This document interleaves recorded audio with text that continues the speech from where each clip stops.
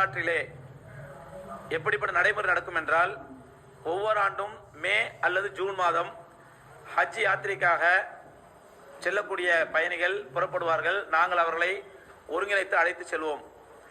அப்படி புறப்படுவதற்கு May June மாதங்களில் புறப்படுவதற்கு 10 நாட்கள் முன்பு வரை விண்ணப்பிப்பார்கள். அரசு எங்களுக்கு வழங்கிய கோட்டா எங்களிடம் இருக்கும். அந்த விண்ணப்பத்தின் பேரில் தாங்கள் விண்ணப்பத்தை பதிவு செய்து அவர்களை அழைத்து செல்வோம். இதுதான் ஆண்டாண்டு காலமாக நடந்து வந்த நடைமுறை. இந்த நடைமுறைக்கு அப்பாற்பட்டு இந்த ஆண்டு வரலாற்றில் முதல் முறையாக மத்திய அரசு ஒரு அறிவிப்பு செய்திருக்கிறார்கள்.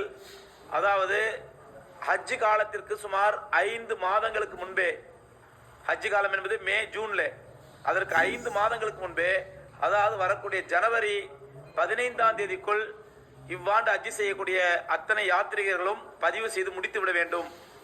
ஜனவரி 15க்கு அப்புறம் பதிவு செய்பவர்கள் ஹஜ் செய்ய முடியாது, அவர் விண்ணப்பம் ஏற்றுக்கொள்ள முடியாது என்ற ஒரு அதிரடி உத்தரவை வரலாற்றில் முதல் முறையாக, இதுவரை இல்லாத ஒரு நடைமுறையாக முதலாக மத்திய அரசு அறிவித்தார்கள். ஆனால் இதை பற்றி பொதுமக்களுக்கு இந்த விஷயம் தெரியாததினால் பொதுமக்கள் கவனக்குறைவாக இருக்கின்றார்கள். ஆகவே நாங்கள் பொதுமக்களிடத்தில் கேட்டுக்கொள்ளக்கூடிய மிக முக்கியமான அழுத்தமான செய்தி என்னவென்றால், வரக்கூடிய ஜனவரி 15ஆம் தேதிக்குள் 2026ஆம் ஆண்டு ஹஜ்ஜுக்கு செல்லக்கூடிய ஹாஜிகள் தயவு செய்து தங்களுடைய விண்ணப்பங்களை பதிவு செய்து முடித்துவிட வேண்டும்.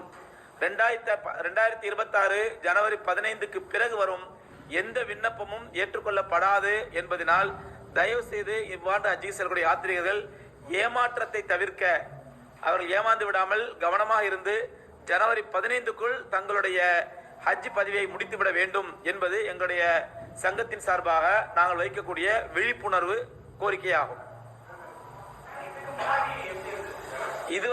இதுக்கு முன்னாடி மே மாசம் ஜூன் மாசம் புறப்படுவது 10 நாளைக்கு முன்னாடி வரை கூட வந்து புக் பண்ணுவாங்க.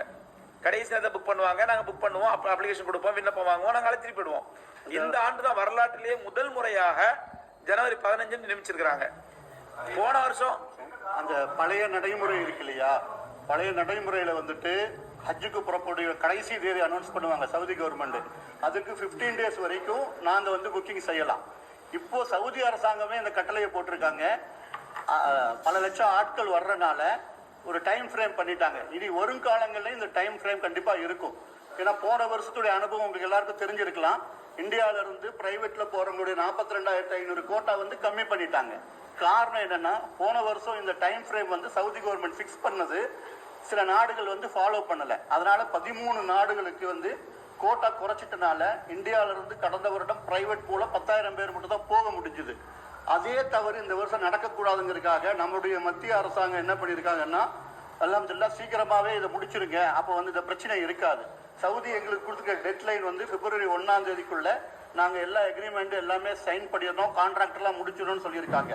சவுதி கவர்மெண்ட் சொன்ன டேட்ல இருந்து 15 நாள் முன்னாடியே புக்கிங் க்ளோஸ் பண்ணுங்கன்னு சொல்லிட்டு அமைச்சர் சொல்லியிருக்காரு. அமைச்சர் வந்து கிரண் ரிஜிஜு வந்து பதிவுல கூட அதை பதிவு போட்டிருக்காரு. இந்த விஷயத்தை வந்து பதிவு போட்டுட்டு ஹாஜிகள் எல்லாரும் இந்த வருஷம் ஹஜ்ஜுக்கு செய்யக்கூடியவர் எல்லாரும் முன்கூட்டியே செஞ்சுடுங்கன்னு சொல்லி அமைச்சர் போட்டிருக்காங்க. அது இல்லாமல் மினிஸ்ட்ரி ஆஃப் மைனாரிட்டி அஃபேர்ஸ்ல இருந்து நோட்டிபிகேஷன் போட்டிருக்காங்க. அந்த நோட்டிபிகேஷன் காப்பி இதெல்லாம் நீங்க பார்க்கலாம் இன்ஷா அல்லாஹ். செய்திகளை